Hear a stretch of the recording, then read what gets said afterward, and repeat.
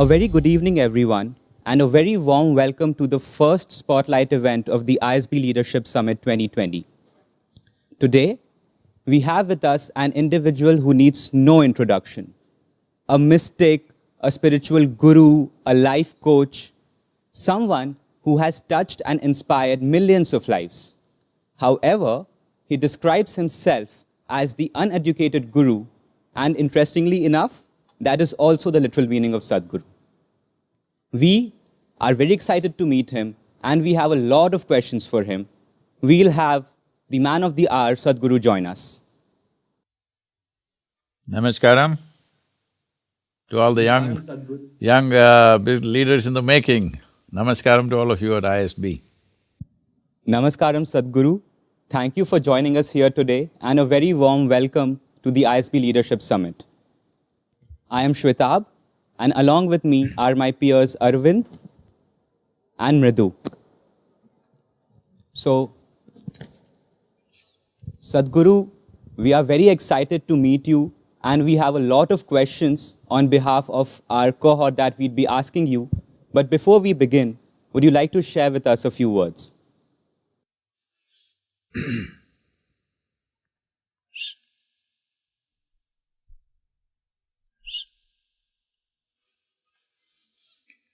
Jananam sukadham maranam karunam milanam maduram smaranam karunam kalavashadiha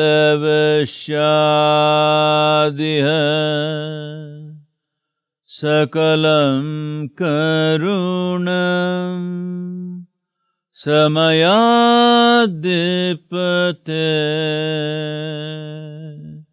akilam karunam.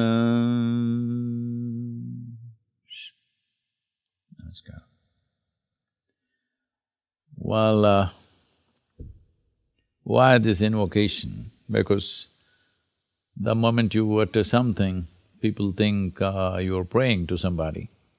No, this is not a prayer, this is an invocation, because it's very important as human beings that we have a multifaceted mind. It can think of many things. So when we want to do something specific, it's important. Our mind, our emotion, our energies, and essentially our consciousness is focused in the direction of what we wish to do. So, invocations are towards this, that before we start a certain activity, we orient ourselves to that activity. Because right now, this is the biggest problem, that human beings do not know how to handle their own intelligence. When they're doing this, they will be thinking about that. When they're doing that, they'll be thinking about this. In this, all human potential is gone. Human genius simply does not unfold because all the time when they're home, they're doing work, when they're at work, they are home. Now they're working at home, I know, but they're somewhere else. So, this is a fundamental thing that we need to bring into all the students and the future leaders, that you must evolve mechanisms if you can, or we can give mechanisms with which you can orient yourself towards a particular task that you're doing right now. Everything in you, your body, your mind, your emotion, your energies should cooperate willingly. You shouldn't drag them along. Because anybody who is dragged along is one thing a burden, another thing is they are endless trouble. If you drag somebody with you to some place, you will see they are an endless source of problem. Your own body, your own mind, your own emotions become an endless source of trouble for most human beings in their lives, simply because they're dragging their mind, they're dragging their emotion, they're dragging their energies to places where it doesn't want to go. They've not oriented them, they've not made them willing. So this is a fundamental thing that everybody should take care of, especially if you want to be a leader in the world in some capacity. then it's extremely important because if you cannot manage your own thought and emotion, how are you going to manage 1,000 people? It's going to be a joke. Thank you so much for your words, Sadhguru. With the dragging thing, I just related to my mother dragging me to all the parties I did not want to go. At least she's taking you to a party, man. Not to a spiritual talk. I would have loved that. So, with that, Sadhguru, I think we'd start with the first question for the evening. So, Sadhguru, the question is that I am very attached to my studies and to my work, sometimes to an extent that I have nightmares about pending deadlines and pending assignments. At a B school where there's so much of competition and pressure, these problems have just amplified. And I feel very difficult to share this with my friends and family who are not here because that would worry them. I have a constant sense of despair, and I feel better only if I hear some good news like good grades, and even then, it's very short-lived. So Sadhguru, my question is that how do I build a healthy detachment from my studies and work? Well, if you're detached, this happened very early on in my life. I was very detached from my education. So largely, I did not enter the school gates whenever it was possible. You will also become like that if you're detached. I'm saying, so detachment is not what you seek. Right now, what you want is troubling you. That's something that you have to see. It is not your mother's party which is troubling you. What you want to do, you're here because you want to do this, and that's troubling you. Why is this? Well, there are many aspects to this. I think ISB has set up a certain stipulation that if you want to come and study there, at least whatever 1 or 2 years or whatever, you should have worked somewhere. Because they want you to come in a willing mode, not in an unwilling mode, because a whole lot of fresh MBA students may be there because of family pressure or social pressures or something. But somebody who's been working, gives up their job and comes back to educate themselves, that means they want to do it. Because there is no point working with people who are unwilling, you know. You are there because you want it. So what you want is bothering you because you're attached to it. So it's like this, let's say we put you in a football team. But you still did not know how to dribble a ball properly, and ball never comes to you. If it comes to you, it goes away. Naturally, you will be in despair, not because you're attached, simply because there's not enough work gone into it. So right now, is this business school beyond your intelligence? I don't think so. It is very much within your capabilities. It is just that somewhere we are thinking, this is a fundamental flaw in our education system. Somewhere right from your kindergarten school, they have made you misunderstand memory as intelligence. You think memory is intelligence. Well, memory was okay when you had to remember 26 alphabets, you managed to do it. When you had to remember whatever little mathematics, arithmetic, you know, I don't think they're memorizing anymore. When we were growing up, we were supposed to say in our sleep, they'll wake us up and say, 6 into 36, how much? You're supposed to say it. Otherwise, you're supposed to be dull. Not because you multiply in your mind, you people remember just like that. So, memory has been misunderstood as intelligence. In today's world, all of you are exposed to technology, you know a simple machine that you carry in your pocket, a phone, has 10 times or 100 times more memory than you. So, your memory is meaningless, I'm saying, it always was. It is useful to a certain extent. So, what education should have focused on is raising your level of alertness or attention. Your attention or the quality of your attention can be raised to higher and higher levels. If that happened, believe me, whatever is happening in your business school is not a great challenge for you. It is not at all a challenge for you, I'm telling you. It is a challenge because you come from a education system where memory has been misunderstood. Because memory has been misunderstood as intelligence, you misunderstand thought as the ultimate thing. Thought is just a recycling of the data that you already have. You cannot think about something for which you have no data. Hello? Yes or no? You just cannot think about something for which you have absolutely no data in your head. So this means what?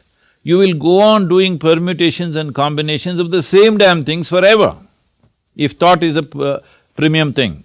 No, human attention is the real thing. If your attention rises to a certain level of quality, you will see everything, the universe is an unfolding for you. It is not a locked up space, it's an unfolding for you. Your genius will naturally unfold. So this business school will not be a challenge for you. Right now, you have to get off that, but you have probably 20 years of training as to how memory is more important than this, because all your examinations were structured in this way, that you drink up a textbook and puke it out on the examination hall under scrutiny, you have to puke, okay? Otherwise you may pick up somebody else's puke. So if you puke it under scrutiny, then you will be declared as the most intelligent man in your batch of students or whatever. So this you must give up, not just for the sake of being in ISB. If you want to be a leader, you need attention. You must be able to grasp things for what they are, not for what you think it is. You can think whatever nonsense you want, but grasping what is there is most important, isn't it? If you want to come up with solutions, you have to grasp what is there. But if you're always thinking, first of all, your thought may not be in reality with the existence that is there. Your thought may be of yesterday, what is today may be totally different. This is happening to a whole lot of leaders, they're living in another time. This is not only business leaders or political leaders, even spiritual leaders, they're all living in another time. They're going on talking about something that happened 1,000 years ago, 2,000 years ago. So this is because they're not alert to the situation there is no aliveness. Life is responding. Life is not remembering something that happened 100 years ago. Life is responding to what is there right now. So the same thing your intelligence has to do, it has to respond. If you respond, believe me, this will not be a challenge, you don't have to be attached or detached to it. That is not what is needed. What is needed is involvement. If there is involvement, there is attention. If there is attention, there is clarity.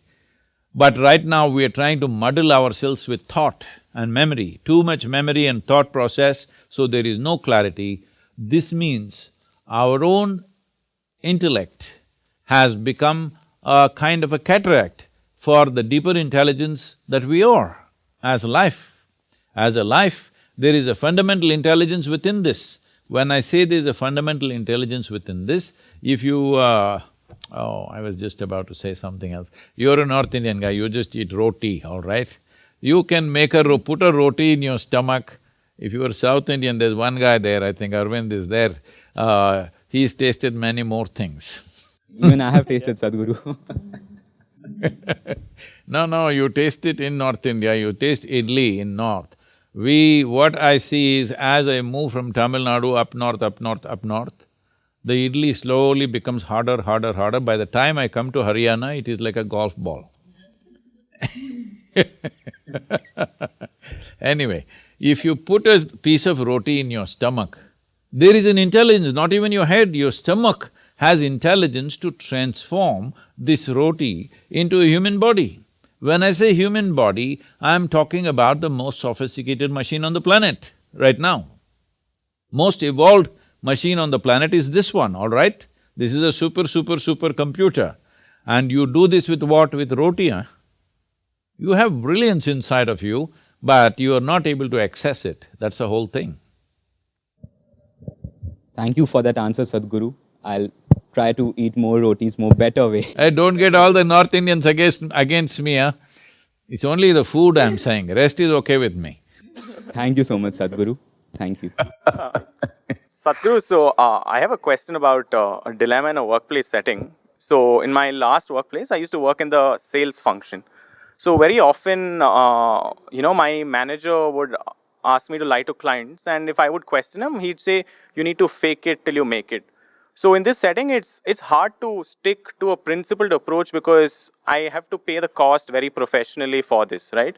So what is the best way to navigate this in a workplace setting in the modern world? What were you selling, huh?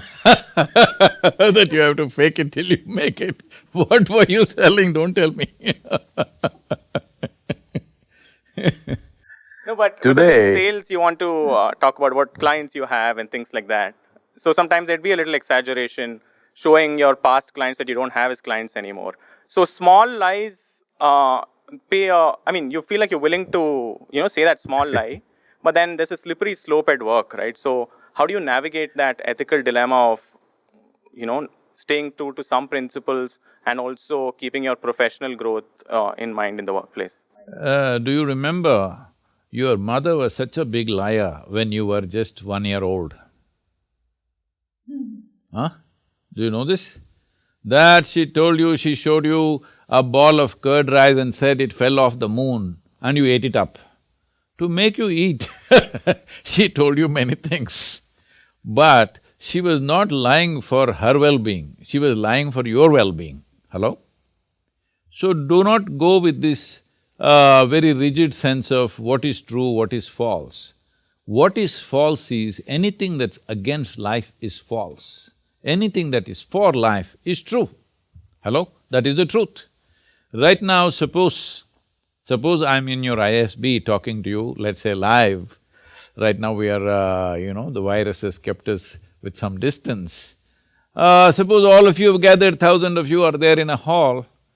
As I'm coming in, a terrorist who's strapped up with bombs around himself, because he wants to have maximum impact, he asks me, where are the people? I will point him in the opposite direction, that way. Or shall I point him towards you? Hello? I should point towards you, be truthful? No, the other way, where there's no one, hopefully. I will point the other way without hesitation, I'm saying. I will not sit here and struggle moral dilemma, because my life is based on my humanity, not on my morality. So as long as you don't forsake your humanity, it's okay, the actions in the world have to be done the way it have to be done. But I don't know what you were selling and what your boss was asking you to lie, I am not condoning that. But I am saying if in your life, let the guideline be your humanity. Always an overflowing sense of humanity, that is the guideline, not silly morals that you've taken up. Because these morals are different in every society and everybody knows how to bend it and twist it, all right, according to their needs. So this is why somebody says, fake it till you make it, whatever. Nice slogan. I didn't know where they did this. But the important thing is of humanity. Will you forsake your humanity because you want to sell something? Please don't ever do that. That's not worth doing because this is all you have. This is the only real thing you have is this, all right? You're a human being, this is a life and this has a certain humanity. Do not forsake that. As long as you do not forsake that, actions are according to the need of the hour, all right? Actions in different times will be different. If we were here 1,000 years ago, how we would act, and how we act today, how we may act 10 years later are all different, isn't it? Always previous generations and current generations have troubles going on because they have different sets of values. Don't go by these values and moralities. The most important thing is your concern inclusive or exclusive? This is all. If you're constantly concerned about all life around us, whatever it takes, please do it, huh? Because that's all that matters in the end. Thank you, Sadhguru. I think that makes a lot of sense, that North Star. Namaskaram, Sadhguru. So I have a childhood friend. She grew up in a very uneasy family environment because her parents had a very strained relationship, due to which she grew up amongst constant fights with lack of love. So across the years, I've seen her grow up as a person who's become very reserved. She does not believe in love. She doesn't believe in the power of relationships. So how can we sort of not let such toxic relationships impact us so negatively in life? See, everybody is finding a certain excuse for their own miseries. So, my parents were like this, so I am like this. Well, this is unfixable because we can't change your parents now, all right? Hello? Can we change them now? So, you need to understand this, especially if you have gone through tough situations in life or horrible situations in life, let's say. Is it not important that you become wiser sooner than other people? Sooner than other people who've grown up in comfort, who do not know what it is to see those things? Is it not very important that you should become wiser?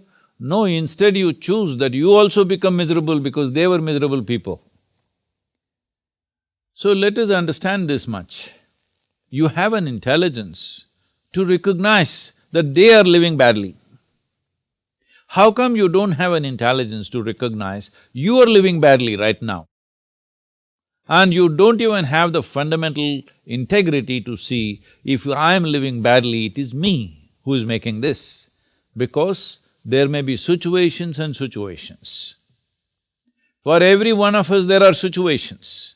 In fact, the more you try to do in the world, the more and more many ugly situations you will have to face, whether you like it or you don't like it, okay? Now, because you face ugly situations, will you also become ugly? Or you will use this as manure to blossom into a wonderful flower? This is a choice that you have. So everything that hurts us, everything that in some way is negative in a given situation, whether you will become wise or you will become wounded is your choice. Do not look for ideal situations because there is no such place. There is no such place. Wherever you go, there will be something happening that you think is negative. Whether it's negative or not, I don't want to make a judgment. But in a given place, you think there is negative. A whole lot of people who have applied to get into your institution like ISB, they are all thinking if I enter ISB, it is like heaven. But I'm sure there are many people in your institution who think this is the most horrible place, full of politics, full of nonsense, full of this. Aren't there such people? Hello? I'm sure they are there, you don't become one of them.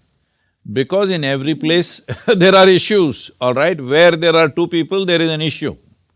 How we conduct these issues depends on, are we in a state of conscious response to these issues or are we in some compulsive reaction to these issues? This determines how we conduct ourselves. So, whatever happened in your early age, this has become a syndrome all over the world because they've all read a little bit of Freud, little bit of Maslow, little bit of all this European psychiatric stuff. And everybody is a psychiatrist. Because my parents were like this, I am like this. Come on, huh? Where is your intelligence? If your parents were like this, you must take a vow, you will never ever be like that. Hello? Yes or no? If your parents lived so badly, if it is true, I don't even know whether they lived badly or not. This is her perception of it, all right? We do not know how they lived, but going by her words, assuming it is true, if they lived badly, is it not your business to see never ever you commit such mistakes as they're committing in their lives? Is this not what human intelligence capable of? Or human intelligence is like, they study rats and make all kinds of conclusions about human beings today. They're not very wrong because a lot of people are still living like rodents. A whole lot of experiments about human beings are on rodents. Be looking at the behavior of the rodents, people say, oh, human beings like this, like this.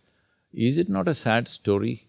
Being the most evolved creature on this planet, I want you to understand, for you to come to this level of intelligence, it's taken millions of years of work, of evolution, to get you here, to the peak of evolution on this planet.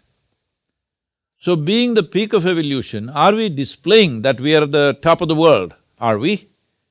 No, we want to sit on somebody else's head and think top of the world. No, we are already top of the world as human beings, isn't it so?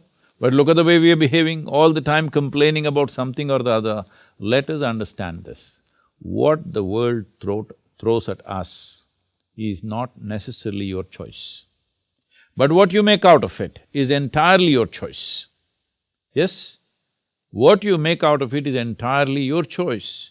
Your experience of life, this much you must come to every one of you young people. If you want your potential to open up in the world, one important thing that you must fix in your life is your experience of life, either peacefulness or agitation, either joy or misery, blissfulness or suffering, whatever it is, your experience is entirely made by you. Other people are doing what they want, their drama they're conducting. It is your reaction to that which is causing these experiences to you. Right now, if I abuse you, I won't, I'm just telling you, Mrudu. Suppose I abuse you, the abuse is in my mouth. It is not a bullet, it doesn't come and hit you, but it's your reaction which causes the suffering, isn't it? Suppose I abuse you nicely in Tamil language or Telugu or Kannada, this guy will understand that's a problem. But if I abuse you in a language that you don't understand, with a smile on my face, you will think I'm saying sweet things to you, isn't it? And you'll respond nicely to me. So I'm telling you, your experience of what is happening with you right now is 100% determined by you. Human experience happens from within, not from outside. Outside influences are there.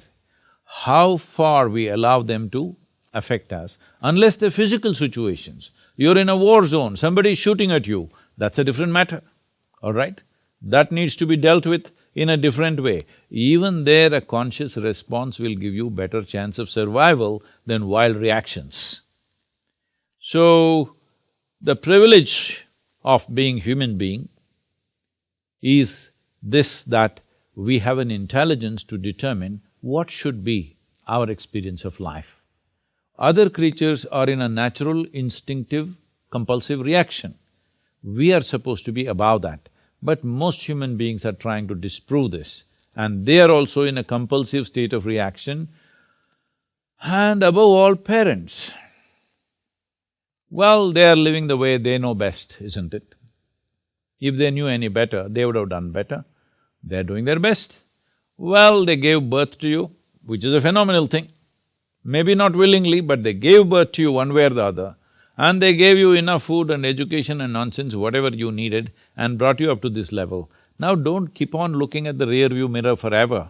They brought you up, you've grown up into an adult, you survived, all right? Many children die early on, parents not being able to provide. A whole lot of millions of children die in the world because parents are not able to provide for the children that they give birth to.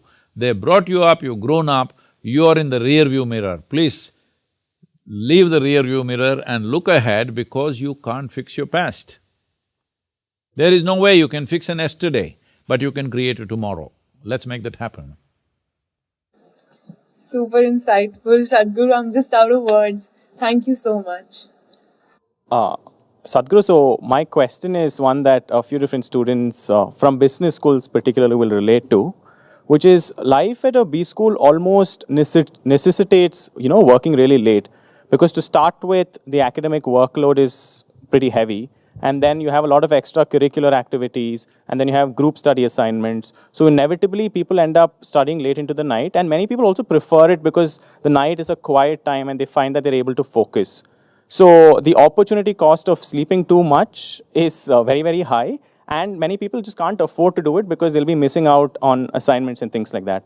So in such a work environment, how would one really manage and look out for their quality of health and quality of sleep? Because you also function a slightly different sleep schedule as opposed to the rest of us, but manage to stay healthy. Well, in the business school, they're staying awake in the night. See, whichever way you do it, there are only 24 hours in a day. I've been requisitioning for more hours for a long time and haven't gotten any yet. Only 24 hours. So now the only thing you have to determine is how many hours of sleep your body needs, all right? Not you. How many hours of sleep does the body need? If you yourself need sleep, that means you're trying to escape life. You made experience of life so terrible that you're trying to escape life. Body needs sleep because it's service time. Body needs to be serviced. It's a constantly running machine, so little if you run it slow at certain times, it gets serviced, that's the idea. So right now, if you have some kind of an automobile, or let's say you guys, maybe your new generation doesn't use automobiles anymore, you're all in computers, all right? Let's say you have a computer which needs service once in 6 months, goes away for 3 days or 6 days. That means average 1 day in a month. All right, you can bear with this. But suppose your computer needs 15 days of service per month. Better to junk it, isn't it? Hello? Hello? So right now, you're talking about a body. It is a certain machine, all right? It's a biological machine, but it's a machine. It's a combination of many things, physical stuff, mental stuff, emotional stuff, chemical stuff, so many things, all put together, a complex machine. 8 hours you sleep. At least probably 1.5 hours goes into breakfast, lunch, dinner, all right? I'm assuming, but your dinners may be very long, I don't know. And then bath, toilet, this, that, another 2 hours goes in this and that management of, clothing, this, that, whatever. So essentially, you're spending 12 hours in a day for maintenance.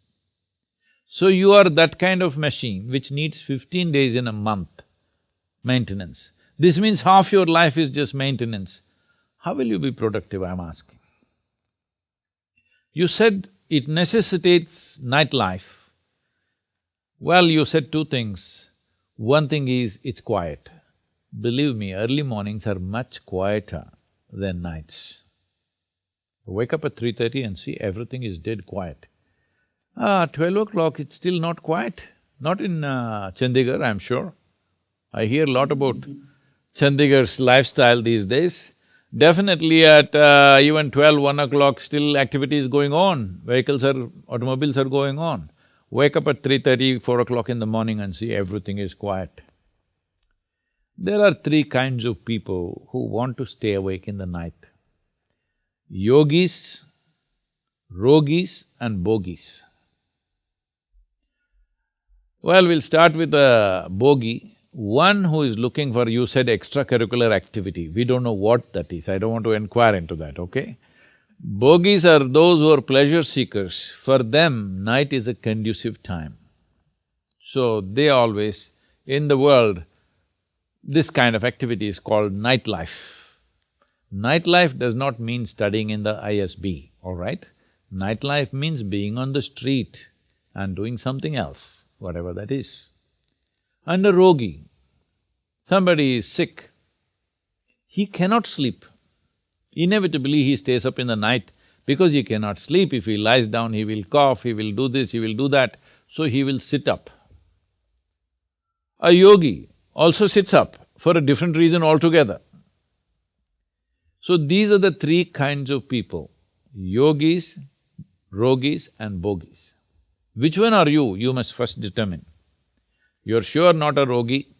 Between a bogi and a yogi, you must decide. Well, yogi need not necessarily mean you're sitting and meditating, you're studying, this is also yoga. Study means what? Something that is not a part of you, you're trying to make it a part of yourself. This is what yoga means union. You got yoked with something. It could be knowledge, it could be an experience, it could be cosmos, it doesn't matter what, but in some way you're doing some yoga. So you think night is better. This is just a question of lifestyles. This is because in the last 50 years, we as a nation and culture are taking cues from Western societies and paying a big price for that. You will always see people who wake up early in the morning are of a different quality. People who sleep late and wake up late, they're of a different quality. Have you noticed this?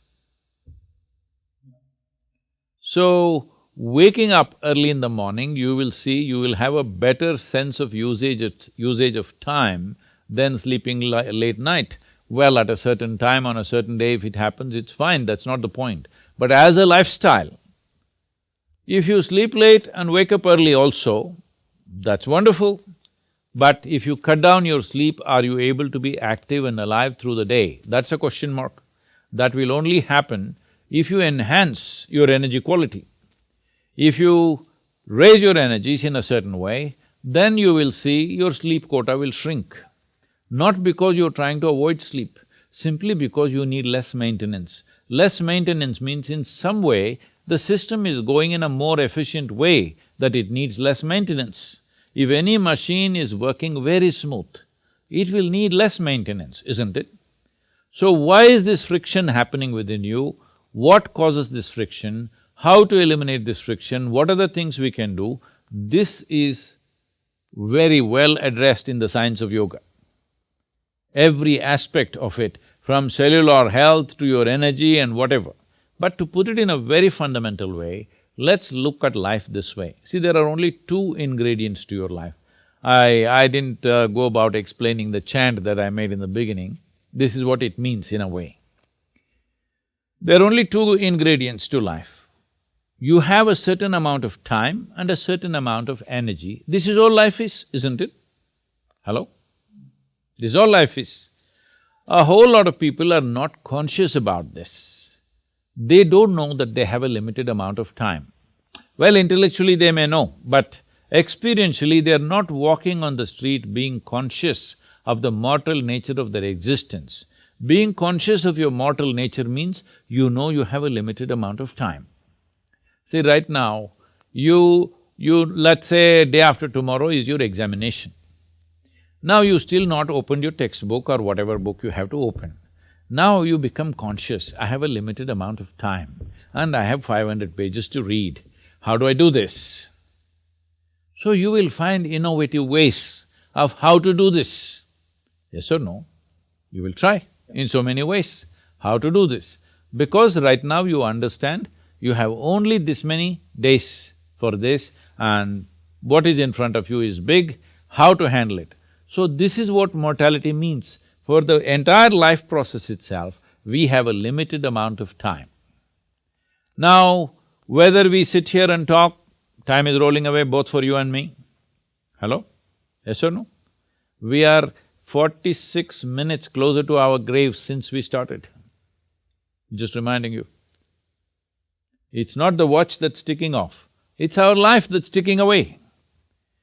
Most human beings are not conscious of this. So time is rolling away at the same pace. So the only thing you can manage is the energies. If you keep your energies in such a way, what somebody does in 10 years, you may do it in 1 year. So if both of you live for 100 years, in terms of impact and experience, you would have lived 1,000 years. This is all you can do to enhance life. This is all you can do. You cannot stretch your time. Well, you may live a full length of life by staying healthy, but still, if you're sleeping 12 hours of maintenance, 8 hours of sleep, 4 hours of other maintenance, 12 hours a day is maintenance. If you live for 100 years, you lived only for 50 years, isn't it? In that 5–10 years went in crawling and toddling and doing all that stuff. So what is left is a very brief amount of time. For most human beings, there is not enough time to unfold their own genius, to explore their possibilities simply because 12 hours of maintenance. Now the thing, the moment I say this, I'm sure there'll be people in the audience who are internet, physicians. They become physicians on the net. And they'll say, no, but the doctors say you must sleep for 8 hours a day. That is a prescription. Well, I'm not here to insult anybody, but how many of them are healthy is a question mark, all right? This maintenance of this machine depends on how it runs, at what RPM it runs, to put it very simply. A given engine, at what RPM it runs also determines how soon it'll come for service and maintenance. So, how to run this machine in such a way? It's at ease always. It's always at ease. If you keep it this way and you work on your energies to a higher level of possibility, you will see the recouping of the body happens very quickly. What somebody does in 8 hours of sleep, if you are able to do it in 3 to 4 hours of sleep, 4 hours extra you got. 4 hours extra per day, you are way ahead of everybody else, isn't it? They are trying to chronicle my life, all the things that I've done, different places I've been to. Somebody asking me, Sadhguru, what, you lived here for 300 years or what? Because one simple thing is, for almost 25 years on an average, I slept between 2.5 to 3.5 hours per day. Today, a little lazy, 4.5 hours I'm sleeping, some days 5 hours plus I'm sleeping. But if activity is necessary, very easily we can ward off that sleep and do it because you keep your energies in a certain way. So, instead of thinking of life in terms of whether I should sleep in the… I'm a night person or a day… morning person, you know, people are saying, I'm a coffee person or tea person, I'm this person or that person. You can be any goddamn person you wish. This is the freedom of being human, all right? The important thing is, how many hours of wakefulness, how many hours of maintenance. This will determine how you live. This is determined by what is the quality of machine that you kept. Suppose you're putting diesel into a petrol vehicle and driving, well, it will need 20 days of maintenance per month. Yes or no? Every alternate day you have to take it there because you're putting the wrong fuel. So from how you eat, how you sit, how you stand, how you breathe, if you bring all this into your conscious process, you will see how you sleep will become very small. Because body needs rest, not sleep. If you know how to be restful, how to be peaceful, if you do not generate unnecessary chemical muck within your cellular structure, you will see the sleep quality will come down. Sleep quantity will come down and the quality will go up. Also, food is a very important factor and I have been already saying you're eating better food than Shwetab.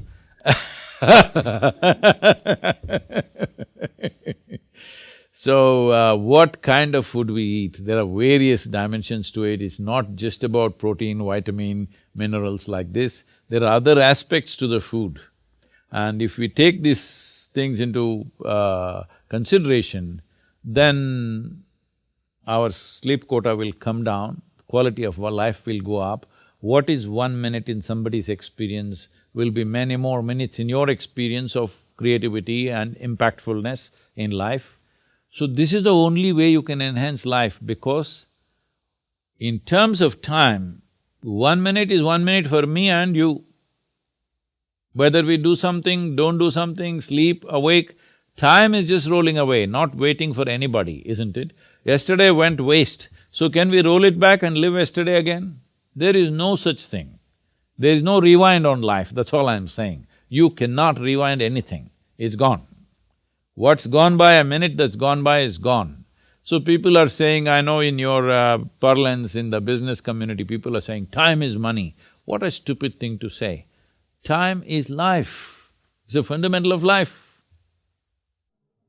Okay. Thank you, Sadhguru. So, basically by refocusing your energies, by eating good food, yoga, trying to stay at ease while doing work, I think a lot of people will be able to live sustainable lives is what you're trying to say, right? That's a gist, because that's a very hopeful message for me. I did not say sustainable. See, this… No, I must tell you my experience. My early childhood, I'm made like this. Waking me up in the morning is a project. It's a very difficult project. So they make me sit up in the bed, I'll fall back and sleep. They make me sit up in the bed, my mother and my 2 sisters doing their best to get me out. If they make me get out of the bed, I will sit there and fall asleep.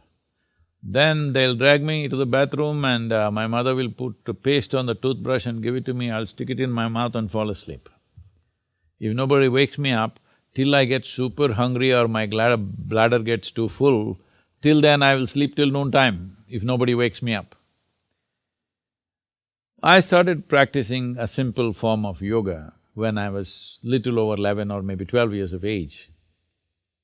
Within about 8 to 9 months, maybe 6 to 8 months, since then, wherever I am, whichever time zone I am, a whole lot of times, these days the virus has settled me down a little bit, otherwise every day I was in a different time zone. So, wherever I am, morning between 3:25 to 3:40, I will always come awake. If I wish, I can get up and do what I want. If I feel I need a little more rest, I can lie back and rest for some more time and wake up. Why I'm saying this is, there are certain cycles in the nature. Those cycles are manifesting in every life, including us. If you become little more conscious, you will see when certain changes are happening on the planet, the same things will happen to you and you will come awake, and that's how it should be, not by alarm bell. In spite of my schedules and all the time traveling, I never wake up to an alarm bell. I don't have an alarm actually. I still don't know how to set an alarm on my phone. This is not an admission. Hey, edit this, huh? I shouldn't have said that. I've never set an alarm on my phone. I don't know how to set that because I don't wake up like that. If I have to wake up early, catch an airplane, do this, do that, well, it will happen because the body is capable of that.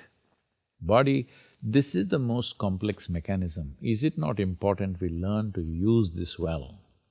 This is the highest technology on the planet, but most people have not read the user's manual yet. Thank you, Sadhguru. I think that's an important page of the user manual that you've shared today. So, Sadhguru, my question is, while growing up, I formed a belief that faithfulness was the foundation of any relationship, especially a romantic one. For me, love and fidelity are synonymous. However, some personal beliefs and some personal experiences rather have shaken this belief. I see committed people around me cheating on their partners. And for me, it's unimaginable to be in a relationship that's not faithful. This fear of infidelity and the pain that the hurt might cause holds me back from engaging in any romantic relationship. So Sadhguru, my question to you is that how do I overcome this fear so that I am able to experience the joy a romantic relationship brings? This fear that you have may make you a topper in the ISB, huh? I hope so, Sadhguru. Not happening yet. So, see, this is all happening the way it's happening because people are trying to live too early. When you should be growing, you're trying to live. No, you should wait little more and grow up really well. Growing up really well doesn't mean just physically reaching a certain height or weight. All aspects of your life should reach before you mess with another life, I'm saying. Before you touch another life, you must be in certain sense. But now that's been taken away, this is called freedom. At the age of 14, 15, relationships are happening, or even earlier it's happening, which is leading to all kinds of mess because you're still childish. You do not know what are the consequences of this, what it is. Oh, there is no consequence, I've had this in my life, nothing happened. Well, nothing happens, that's what I'm telling you. Nothing significant happens in your life, that is the problem. See, the biggest problem of life is not that something happened. Nothing happened in your life, that is the worst thing to happen. Hello? Nothing significant happened, nothing impactful happened in your life. That is the worst thing that happened because you are going by your physical compulsions here, there, whatever. I am not trying to be moralistic, that is not my way of looking at life. All I am saying is, tell me, in your education right now, without being committed to what you're doing, do you think you'll get somewhere with your education? I don't think so, Sadhguru. Tomorrow, let's say you start an enterprise. I'm saying an enterprise, not a job, because people go through jobs without commitment. If you start something of your own, do you think you'll take your business somewhere without a profound sense of commitment to it? No, Sadhguru, I don't think so. No. Not just being committed, you must be devoted. You must become a devotee of what you're doing. Only then the best will come out of you, you will give your best to it. Only then it may happen, all right? Even then there are question marks in the world. Whatever anybody has achieved, either as a business person or a politician or a spiritual person or a sports person or a musician or whichever arena of life you want to take, without being absolutely devoted to what they are doing, has anything truly significant happened in their lives, I'm asking? Has it happened? Not in my knowledge, Sadhguru. This also is true with your relationships. If you just want to philander around, that's up to you, if that's what you have chosen to do. Because if you make choices very early on, this is how you will make choices, because your intelligence has already been hijacked by your hormones. It will take some time till hormones give you some relief, and still after that you can still, consider life more intelligently. It may take little time. In that phase, it is best that you're focused on something else, which is what the culture used to be, but now it's changed into a different thing, that's different. This is not a moral judgment on a generation of people or whatever. All I'm saying is, if you want to know something profound about relationships, if you want to experience something very profound, this will not happen unless you're absolutely devoted to something. It will not happen. Well, you want just little pleasures around, it's fine, that's how you have chosen. You want to live the surface of life, that's up to you. But if you want to know the profoundness of every dimension of your life, the physical aspect of your life, the intellectual aspect of your life, the emotional dimension of your life, and the profound sense of being, on all these levels, if you want to know and experience life in a profound manner, that will not happen without being devoted to each one of those things absolutely, otherwise it will not happen. So now why this talk is, because there are only two things in your life. The value of your life is only in two things: profoundness of your experience and the impactfulness of your activity.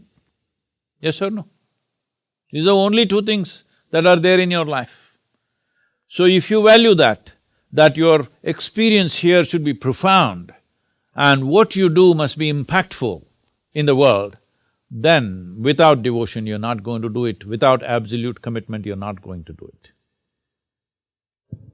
Sadhguru, may I ask a follow-up question to that? Something related to what you have said on this earlier.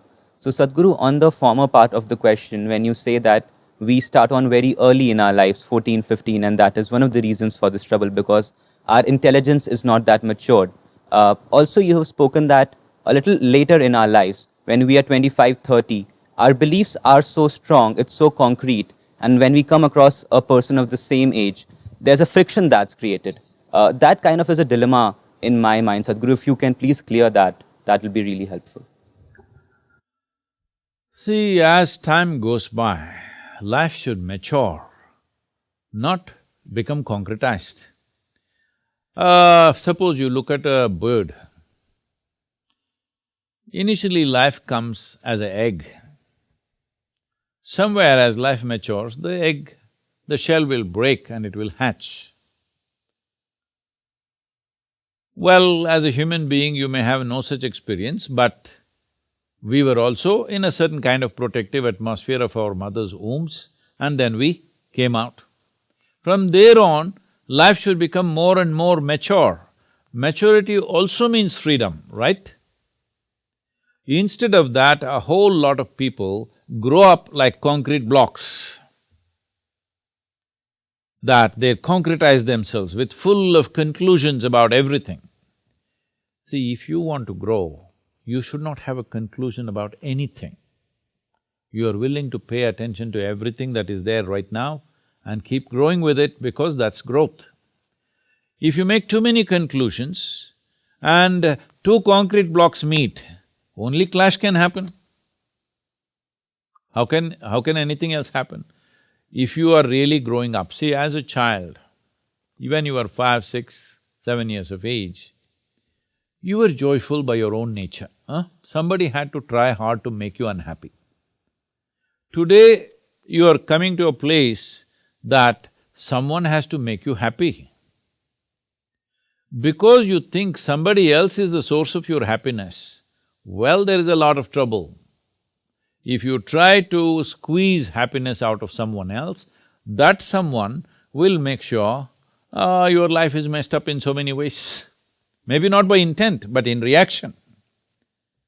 Instead of looking at, see, this is something we need to do. If two people have to come together, they must come together because they have something to share, wonderful things to say, wonderful things to share. I'm saying as a being, not just about saying. Right now, you're thinking the other person should be the source of your happiness. Well, that person will definitely become the source of your misery because no human being will ever live to your expectations. You must know this. Nobody can. Well, you're in Haryana, very close to Kurukshetra and all this, all right? So let me take this example. Right now, Krishna is a very celebrated lover, all right? Most celebrated lover, it's everybody's dream, Krishna. But when he was alive, both his wives had serious trouble with him. They were complaining all the time. So I'm saying nobody ever found a situation where everything was ideal. But if your life is about, expression of your joy, rather than in pursuit of happiness, you will see everything will become different. If relationships are about enhancing each other, it'll be great. If relationships are about extracting from each other, it will become terrible. So, let us understand this. You are forming a relationship because you need it, all right? Your needs may be many, physical needs, psychological needs, emotional needs, social needs, financial needs, we don't know what all needs. Whether your relationship is essentially need-based, your need. Initially, you form this relationship understanding it's your need. But once it happens, after some time you start believing it is their need which is keeping the relationship going. No, it is your need which is the basis of your relationship. If you see this, you will always be grateful, you will always appreciate the other human being for whatever they are, and it'll be fine. Above all, first thing is, you should not be a miserable human being trying to become joyful because of somebody. You're a joyful human being, forming a relationship with another joyful human being, fantastic. Otherwise, you must become an ascetic. At least it saves one more person. Thank you so much, Sadhguru. It does answer my question. So Sadhguru, when you agreed to come to ISB for this talk, not only our current batch, but our entire alumni community was very keen to answer and ask questions from you. So we have 2 alum questions. Let's have the first question for Sadhguru to answer, please. Namaskaram, Sadhguruji. Namaskaram. I am Manas Subramani, an alumnus of this school. The question that I would like to ask you is that in this increasingly polarizing world, for example, the US presidential elections, what are the primary factors basis which you would suggest that one should be choosing or electing a leader for themselves? Thank you. See, I don't know, this has become like a standard chant all over the world, increasingly polarized world. Well, I would say the world is far more democratic than ever before in the history of humanity. In the past, if you look back and see, anybody who was not your clan or your race or your religion, people were just killing them without a question. At least now they're asking some questions and then they attempt things. So, talking about the US election as the most polarized, I was with one of those social media stars and they asked a similar question, never before America has been polarized like this. I said, well, you had a civil war, didn't you? Oh yeah, that we had, but this is more than that. This is not more than that. This is a democratic process. When an election comes, people will talk vehemently about their choices. It's perfectly fine. Democracy allows fiery speeches. As long as you don't talk about killing them, beheading them, murdering them, this kind of rubbish. Except for that, I can vehemently disagree with you. What is the problem? It's perfectly fine. That is what democracy is about. Because if you are not standing up for what you think is right, it may be wrong, you may be wrong, but you right now think it is right, so you standing up fiercely for it. It is very needed for a democratic process. Otherwise, there is no democratic process. But your fierceness should not become violent. You fiercely defend your view of how things should happen, all right? But this doesn't give you any right for violence because the fundamental of democracy is this, that change of power can happen without bloodletting on the streets. When I say this, I'm saying this because never before in the history of humanity, change of power happened without a few heads rolling. Always and always it happened this way. It is only in the last 50 to 100 years, since the democratic process got established, that you can change leadership without killing anybody, which is a significant development in human civilizations, all right?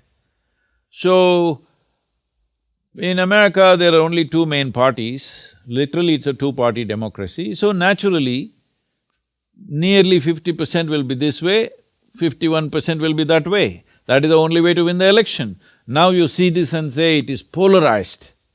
No, that's how it should be. If one party becomes 95%, another becomes 5%, then what is the point? There's no democracy there, all right? So it is good that the country is divided at the time of election into two halves. It's a good thing. But post-election, that divide should not continue, because even if somebody that I do not like gets elected, once they're elected, we respect the institution for what it is. Whether it's a prime ministership or presidency or whatever the institution is, because democracy is a rule of institutions, not of people. Oh, I don't like this guy. Doesn't matter, you don't have to marry that guy, all right? You don't have to live with him. The question is only, will this person be able to do justice for our country, whatever country we belong to, all right? For this nation, will this person be able to handle our nation well? Before election, we debate. Once people have voiced their choice, you bow down to that. I may not agree, but still you bow down to that, because that is when democracy is effective. It's just like playing a game, I'm saying. You play a game, you want to win fiercely. If you don't want to win, how to play with you, huh? Hello? If I come and play a game with you and you don't want to win, can I play with you? No, you want to win, then only we can play with you. But suppose you lose, you're all right, then we can play with you. I don't want to win, we can't play with you. I cannot lose, we can't play with you. Yes? I want to win, but if I lose, it's all right with me. This is democratic process. So, there is no polarization. Yes, today you hear more noise because never before ordinary citizens were empowered to speak. Only media said what it said. They printed everything. Now everybody is able to publish whatever they want, all kinds of people. Some people who have an understanding of things, some people who have no understanding of anything, half-wits, half-brains, every kind of people have an expression on the social media. But they may be half-brained, but they have a full vote, so it matters what they say, I'm saying. They may be uneducated, they may not be in a business school, they may be doing nothing worthwhile, they may be drug addicts, they may be useless people, but they have the same vote that you have, so their opinion also matters. This is democracy. You may not like it, but this is democratic process. So the most important thing for a democratic process to be a productive process is, we must educate the entire population in a more comprehensive way, not just in terms of degrees, but in a more comprehensive way, understanding the full breadth and depth of what this nation needs, what the people need. If everybody have some sense of this, then the voting will happen in a more educated and informed way, which is what needs to happen. That is not one day's job. A generation has to work for it, then only it'll be a successful process. Thank you, Sadhguru. That's indeed a very interesting take on the term increasing polarization globally. Let's take the second alum question now. Let's look at the second alum question, please. Namaskaram, Sadhguru. Lord Ram and Lord Krishna were very different in their leadership styles. In my understanding, Ram would follow the books, whereas Krishna would not worry about the means if the end goal was right. Sadhguru, whose principles should a modern-day CEO emulate, Ram or Krishna?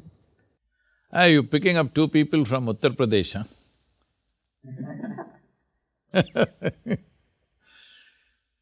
Well, I understand the basis of that question.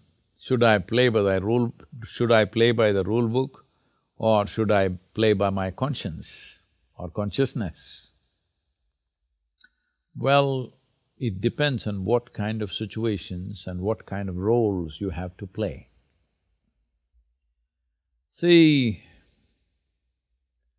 at the time of Rama, we call him Rama in southern India, okay? You cut off his name Ram. In Tamil Nadu is Raman, okay? So, when it comes to Rama, he is playing by the book, because you must understand at that time, one continuous conversation in that society is how to establish an order. This I can speak with certain context right now, because in the last month, more than nearly 40 days, I've been on road touching these Native American nations. Also, all those places which were known as Wild West, the frontier of America. Why Wild West happened the way it happened was, there was not enough law. So a whole lot of people were outlaw, because the only way they could survive and thrive in that place was to do their own thing, where gun was the law in many ways for them. So they are living in that kind of atmosphere, so all these Wild West outlaws became stars in United States. They're celebrities, huge following for them, even today, I'm saying. There is following. There are movies and movies about outlaws. Because the law itself was so ambiguous and so undefined that who is the law, who is the outlaw was very, it's a mushy place. There's no clear distinction what is law, what is outside of law. So killing a man, is it outside of law? It was not, because the law was also doing it, the outlaws also were doing the same thing, so they're asking what is the problem, kind of thing. So, Rama is at that kind of time, when in this subcontinent, there was no described law. So one important dimension of his life was, he wanted to bring order and civilization to that place. So he always talked about the thing, even if he saw it was very cruel what he was doing. For example, sending his wife back to forest the second time over, when she is pregnant, he knows it's wrong. He knows as a husband it's wrong, as a man it's wrong, but he is doing it because if I don't establish the law, who else will? If the king doesn't establish the law, all others will start doing their own things according to personal likes and dislikes. So this is, on one level, a hugely admirable thing, that you are willing to make very severe personal sacrifices for being a ideal administrator or to be seen as an ideal king by everybody, because you want to be an inspiration to be emulated by the rest of the citizenry, because you're just trying to establish a civilization. Not really totally civilized, you're trying to establish the laws. It is like the Wild West. Not exactly in those terms, but law is ambiguous. So he is trying to make it very clear, this is the way to conduct your life. By the time Krishna came, civilization was established, well-established kingdoms were there, clear-cut rules of life, business and warfare, everything was there. But just a handful of people were taking the law into their hands, twisting it as they want and doing what they want. Because, see, it is like when the law is not there, you have to treat it in one way. When the law is there and everybody knows what is the law, but they're finding an underhand way of doing things, now you have to treat it as a crime. So how you treat crime and how you treat an outlaw, I'm trying to make a difference, there is not much difference, but I'm trying to make a difference because somebody is out of the law because he has no sense of law in his head. Somebody is a criminal, he knows what's the law and he's subverting it intentionally, all right? Not because of the compulsions of the situation alone, but he is by choice subverting the law. So in Krishna's case, the people that he is handling, the do brothers, 100 dus, Duryodhana and co, here these are people who exactly know what is the law of the time, but they are intentionally subverting it. So he deals with them completely differently, not by the book, but by his wit, by his, cunning also. Many times in the war, he was very cunning because he knows these people, if you go by the law and let them win, they're not going to give a just rule to anybody. They will do anyway what they want to do, all right? They'll anyway do what they want to do. They will not go in a just manner for the people. So he is dealing with them in a different way. So these are two different contexts. These are two different times. So what we need to see is, for their time, they are acting in a relevant way, both of them. Similarly, for our time, we must act in a relevant way. Now, law is 100% clear. You cannot be an outlaw, you cannot say, I don't understand. Right now still, like when we were growing up, this is a big thing around the world, this is the time of Fidel Castro and Che Guevara and all this. We are all thinking revolution, revolution. In India, all this Charu Majumdar, Kanu Sanyal and all these people, Somalu in the south, we are all super inspired by them and we want to go into armed conflict. Well, it took some time for me to come to my senses, but otherwise I was almost there, okay? Some of my friends went. I went till there, but then I found that organization was as corrupt as anything else, as the government is, so I stepped back. Why I'm telling this to you is, that was a time when I'm saying in 60s, 70s, we are still thinking this nation is not fully formed. But now this nation is fully formed, all our business should be is to establish the constitution in everybody's minds and hearts. It's very important, because that is where the largest well-being is. If I write my own constitution and you write your own constitution, nobody is going to be well in this place. If we want to address the largest well-being of this nation, largest number of people in this nation, then we must go by a single law, single rule book. It's very important. Not even as Rama went, because Rama went by the word, not being just many times, just by the word, being extremely cruel to certain people, because he is trying to establish the law. But now that is well done, now we can look at justice in a completely more humanistic way. We can use the rule book as a guideline, that's what we are doing today in many ways. A few people have not come into the fold, unfortunately, but otherwise the largest population in the country is looking at the rule book as a guideline and apply the law in a humanistic manner. That is the idea of a rule book. Rule book is not a guillotine to cut people's heads, all right? But at one stage it is so. When in Wild West they tried to establish law, how they established law was, these judges were called hanging judges. That doesn't mean they were hanging. For anything they were hanging people, just about anything. daily hangings in small towns. In a town of a few hundred population, every day hanging, all right? Every day at least one guy will be hung.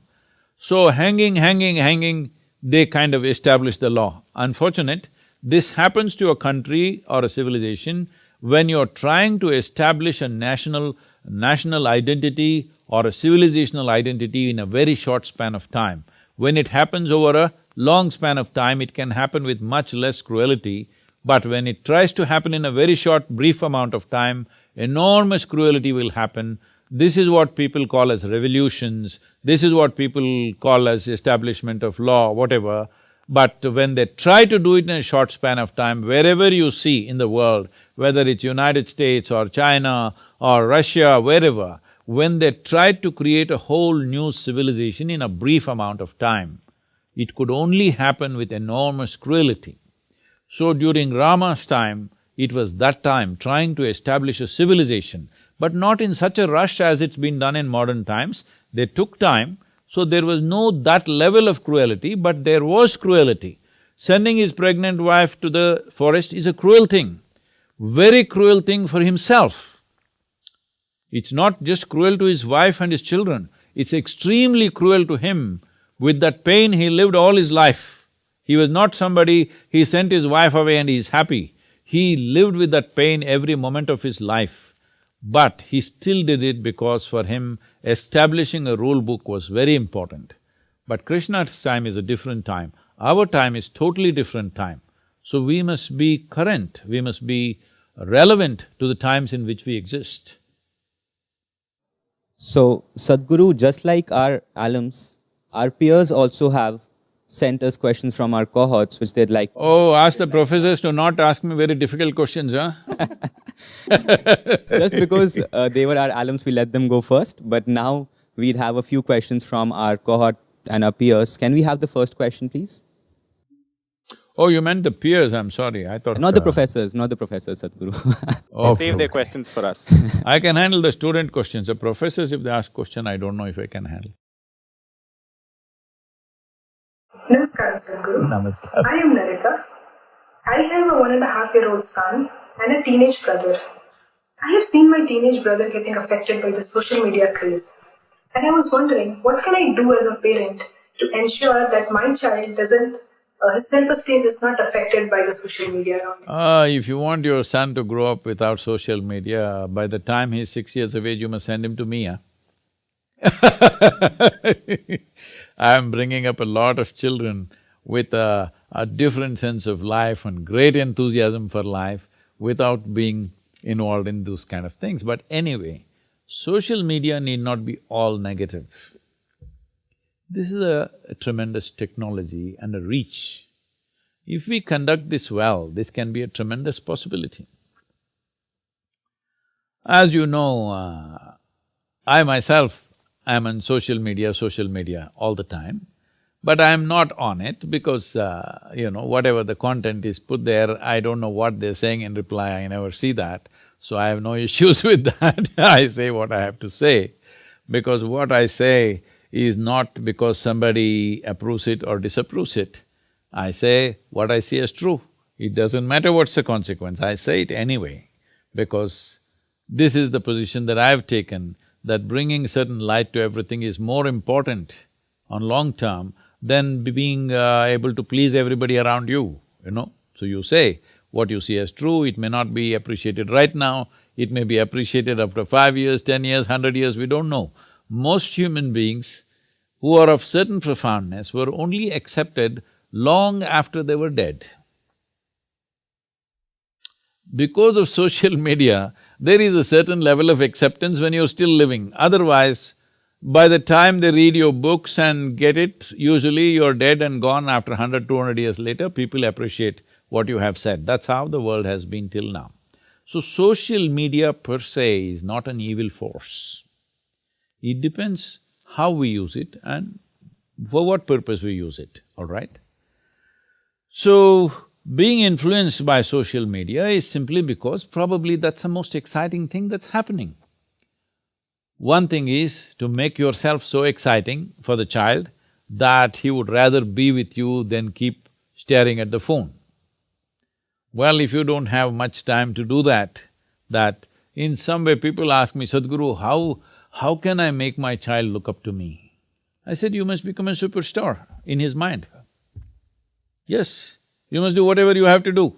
If he thinks a dancing person is superstar, you must dance. If you think a freaking person is superstar, you must freak. If he thinks a singing person is superstar, you must sing. Whatever he thinks is super, you must do that. Very important, because that's the responsibility of bearing or bringing a new life into the world. It's not when you become a human being, it's not just reproductive activity, it's much, much more than that, because for other creatures, they just have to deliver them and make sure initial stages provide some food, that's it. Donkey becomes a donkey, horse becomes a horse, tiger becomes a tiger, everything becomes what it has to become irrespective of upbringing. But a human being has come unformed in many ways. And that is the beauty of a human being, that we can consciously make this being in a certain way. It is not all fixed. By birth, everything is not fixed, only a few parameters are fixed. Rest is all open to nurture, rest is all open to influence. Because of this, giving birth to a human being is a much, much bigger responsibility than that of a tiger or an elephant or any other thing. Some of them are endangered, so that is a big responsibility, but otherwise, it is a much bigger responsibility to deliver a human child because it doesn't come ready-made. Having said that, one simple thing, I know you want some practical solution, you're a business person. One simple thing that you can do is engage the child at this age, I'm saying when he is 1.5 itself, as much as possible with natural elements.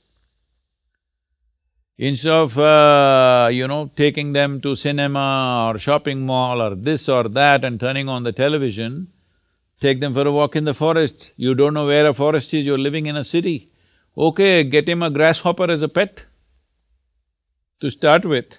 Then maybe he will graduate to a cobra, you don't know. But whatever, if he gets engaged with life, which you can only do by responding. See, if you want to just get a pet parrot, like when I was 9 years of age, I caught a parrot and brought it as a pet.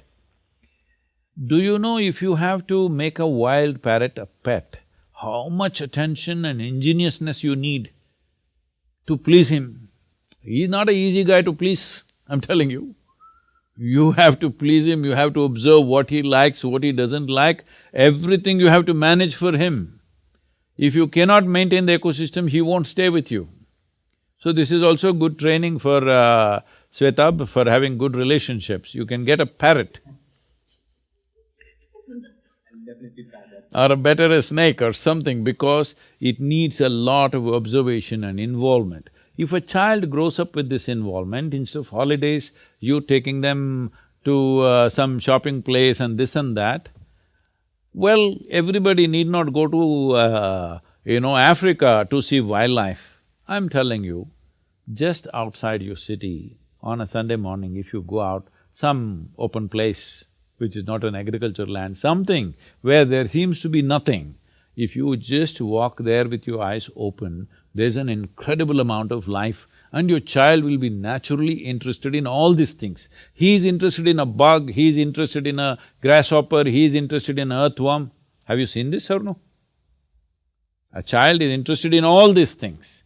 You must get him involved with life, because that is the healthiest association you can make, because he is alive. He thrives best with involvement and engagement with life always.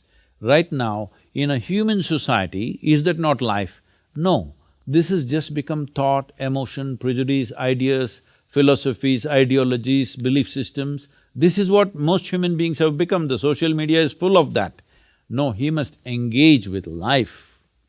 Once there is a certain contact and an involvement with life, believe me, nothing else entertains you as much as engagement with life. Once that happens to someone at an early age, they will not get addicted to anything. They'll always be open to life. This is something that you can do. If you cannot do, you must send him to me That was a very, very practical answer, Sadhguru. Thank you. We will have just one more question from our peers. Can we please have the audio clip? Video clip, sorry. Namaskaram, Sadhguru. My name is Taruna Himnani. I wanted to ask you that often I have seen people who get into spirituality let go of their ambition and leave things to destiny. Does spirituality reduce one's hustle and ambition? Well, ambition, see, there is a longing in every human being to be something more than what they are right now. Is that so for all three of you? Whatever you are right now, you want to be something more. So whatever you're dreaming of as something more, maybe finishing this B school and you have a few companies, most of them are American companies, in your mind that you must become something there. Why you're just thinking of a job, but I will make you tomorrow morning the CEO of that company that you're dreaming of. Within a little bit of time, would you want to be something more? Yes or no? All right, you want to be something more, you want to be a CEO of 10 companies, why like that? I will make you the king or queen of this planet. Will you settle? No, you will want the moon also. If I give you the moon, you will want the other planets in the solar system. If I give you the whole solar system, you will want the universe. If I give you the universe, you want the next galaxy and the next galaxy. So I'm saying there is something within you which is longing to expand limitlessly. When this longing to expand limitlessly finds a very constipated expression, that is called as ambition. Unfortunately, most people constipate this longing to expand limitlessly into a simple ambition, I want to become this. And by defining that, they will become extremely small. So ambition is a very small thing. Spiritual process means you have a larger vision. Ambition means you want to get a piece of creation in some way for yourself. Spirituality means you are not going to settle even if the whole creation is given to you, you want the creator himself, the source of creation you want. Tell me which is more ambitious in your perspective. So I'm saying, if you give up small desires and go for a big one, is that dropping your ambition? Not at all. It is just that what people hold as great ambitions, you can do it playfully just like that, simply because your vision is larger than that. Your expression of expansion is very, very rapid and big. Because of this, these things will happen effortlessly. A certain amount of comfort, certain amount of security is people's ambition, unfortunately. A whole lot of people's ambition is to find a job, to build their own house. These days somebody builds it for you. There was a time when you had to build it with your own house, which always was badly planned and quite a mess. And where Arvind comes from, there are things, mane katti nodu, madve maadi nodu, all that stuff. You understand Kannada? So what this means is, the great achievements in life is this: if you want experience of life, build a house and see, and conduct a wedding and see. These are the profound experiences of life. I think this is the dumbest way to approach life. This is what ambition means. You hold small things as too big. Getting a job, earning a living, getting to a certain place of comfort, these are not great achievements in life. A human being is capable of something far, far bigger, okay, infinitely bigger than that. So please do not constrict yourself with simple ambitions. Let there be a larger vision as to what you want to create. What is it that you want to create? As I said earlier, let me repeat this, the value of your life is only in these two things: profoundness of your experience, impactfulness of your activity. That's all that matters. Thank you, Sadhguru. We'll now move on to the next section. So, Sadhguru, you're very quickly, so I mean, you're very famous for, of course, being a spiritual guru, but also very famous for having a good sense of humor and a quick wit.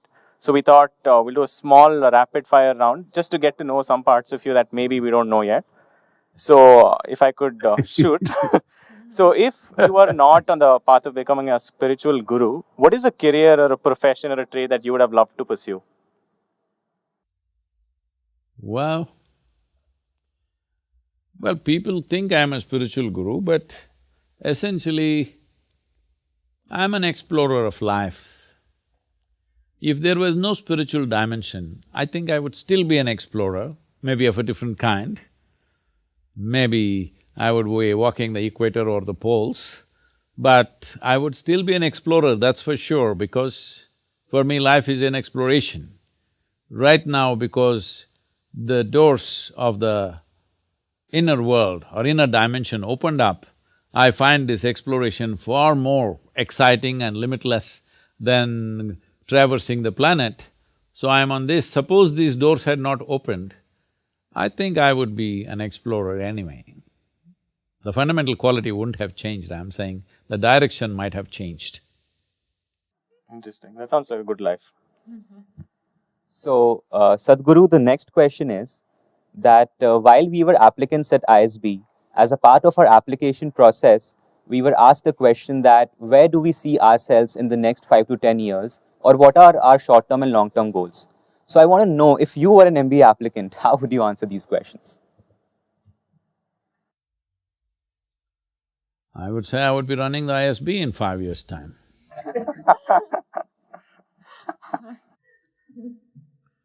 Beautiful answer. Wish we'd said that too. So Sadhguru, on to the next one.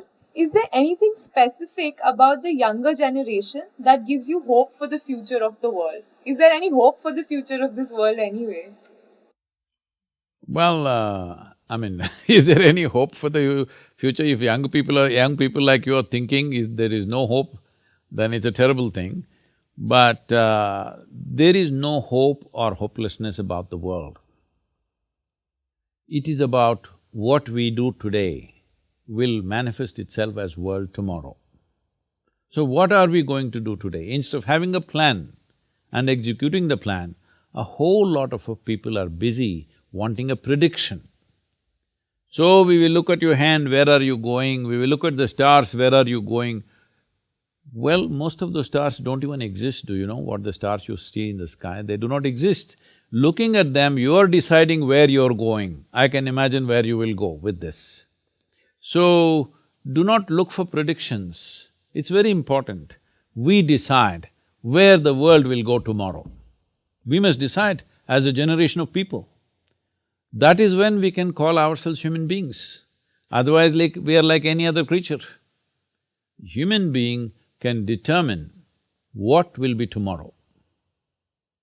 Yes, to largest possible extent, it's possible to do that. So, the young people, what hope do they give? See, one thing I see is, just now somebody was complaining about social media. Though as confused as it looks, this social media thing, one thing is, people are communicating with each other. People are more exposed to each other than ever before. People would not trust anybody beyond their family, their community, their nation or their identity, whatever it was, race, religion, many things. But today, people are communicating seamlessly.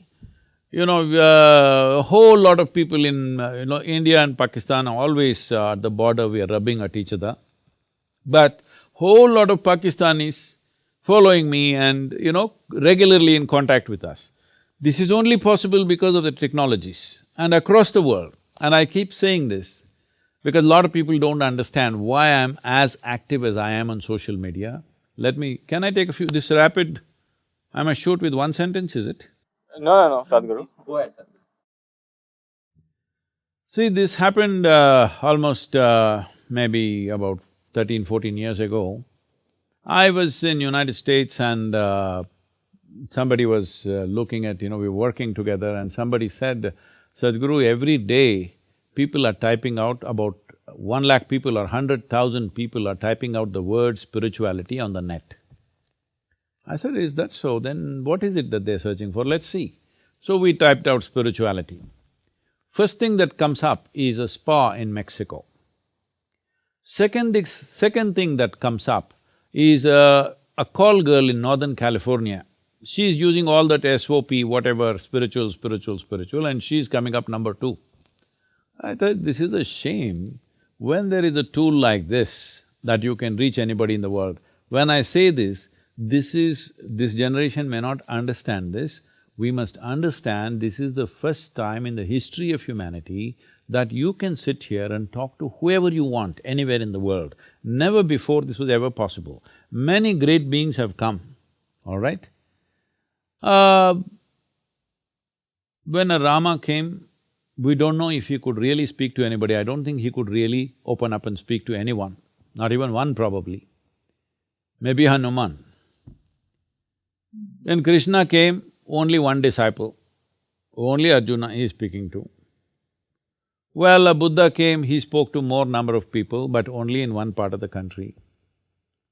Jesus came, 12 people, one freaked on him, all right? This has been the history of humanity.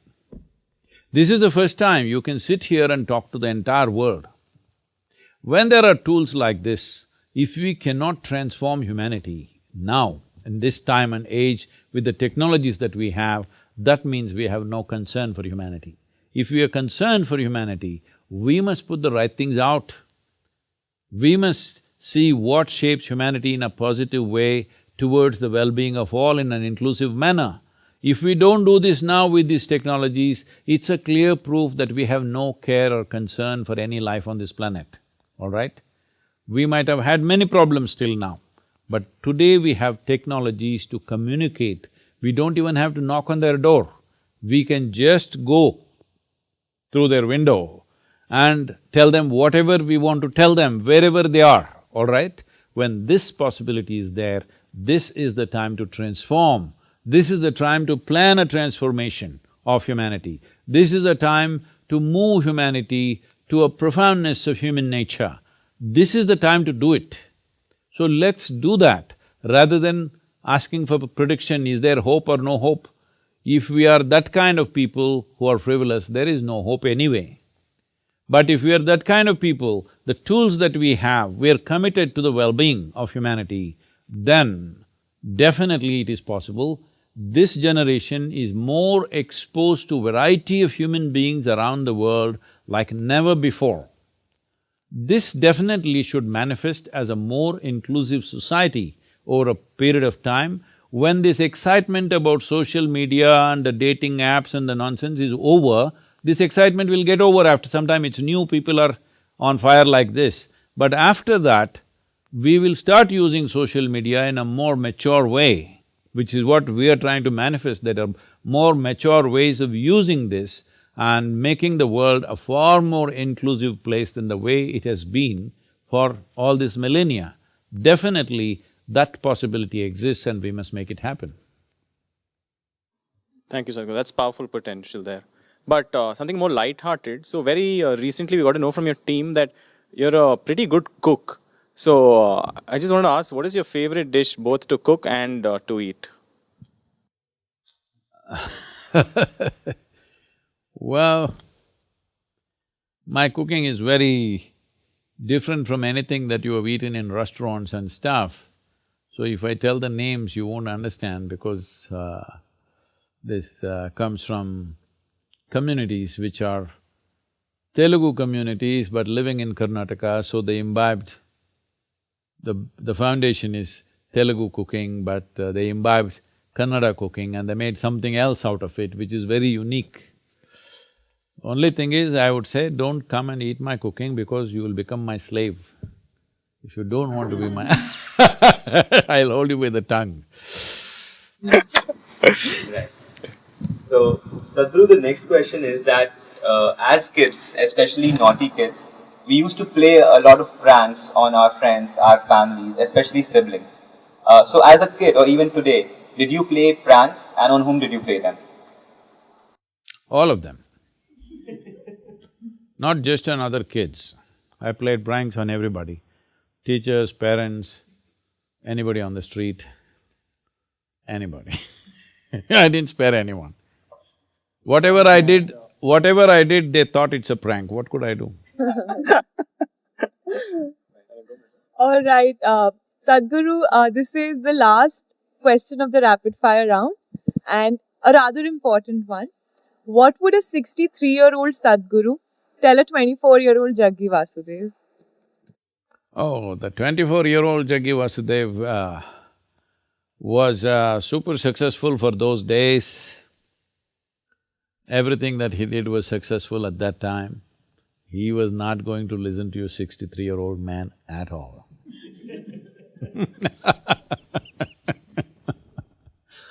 Thank you very much. So with that, we come to the close of this very insightful session. Sadhguru, thank you for your candor, thank you for your wit, thank you for your insights. This was something that was very different and unique for us, for all of us here at ISB. And we really look forward to reflecting back upon everything, all these ideas that came through this very enriching conversation. Until next time, thank you Sadhguru, Namaskaram. Namaskar. I would like to wish all of you, three of you and all of the others who are online or who will watch this, you are in a premier institution in a country like India, where millions and millions of young people of your age, for them it's just a dream to be in a institution like this.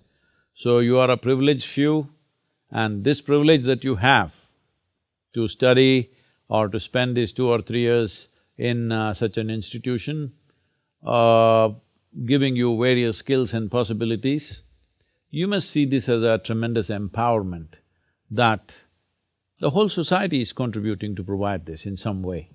So, this empowerment should not go waste just pursuing silly ambitions. You must hold a larger vision for the well-being of the nation and the entire humanity, how you can find solutions, how you can create new possibilities. Do not waste your life. When you're highly empowered with education, do not waste your life on silly ambitions of this and that. It's very important that if your skills, if your capabilities, your intelligence and the talent and the training that you go through here has to find full expression, you need a very inclusive vision. Please develop that vision for yourself. If you need any help from us, we are always available for this. Please, let's make this happen. Thank you very much. Sadhguru will definitely want to follow that. Pranam, please bless us.